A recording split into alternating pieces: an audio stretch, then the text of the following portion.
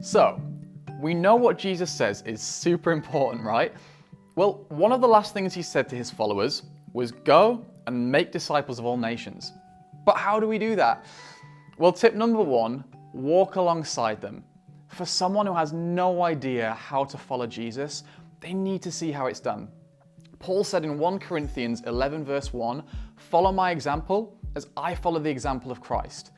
You can show them, invite them into your life, share why you regularly pray, read the Bible, reflect on your character. Show them how to do it and the different ways of doing it. You don't need to be perfect at it. Maybe it's inviting them to a Bible study, inviting them for a time of prayer. Be readily available to them and be persistent in helping them. Have patience, have grace. There'll be times they slip up, so remind them of the truth. Pray for them. Walking alongside them is a commitment to sacrifice your time, resources, and effort for their benefit. Tip number 2, do a course. There are so many great courses out there on following Jesus and what that means. It can be quite daunting for a new Christian to do something like that alone. So invite them to do it with you. You're also telling them that you're still learning what it looks like to follow Jesus. It's a lifelong process.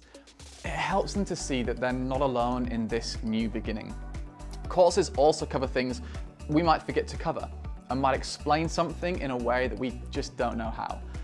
Plus, if you're new to making disciples, courses are often designed by people who have a good amount of experience. It doesn't only help the one you're discipling, it helps you too. And tip number 3, release them. In our desire to see them be all God has called them to be, we might have a tendency to protect them, but they're not ours, they're God's. And He's asked that we make followers of Him, which means teaching them to love those who are difficult to love and using their giftings, which may not be our giftings, which means, yes, releasing them to the church. The church are a beautiful people.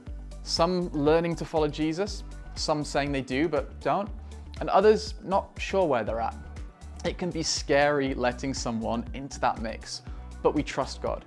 And it's in that environment with the joys and frustrations that we walk alongside them, teaching them about forgiveness, integrity, servant-heartedness, the disciplines, and all the other things a follower of Jesus looks like. It's actually a really great place for a disciple to be. So there are 3 tips on making disciples. Tip number 1, walk alongside them. Tip number 2, do a course. And tip number 3, release them. You'll find some extra content that might help you in the Discover More section of this episode.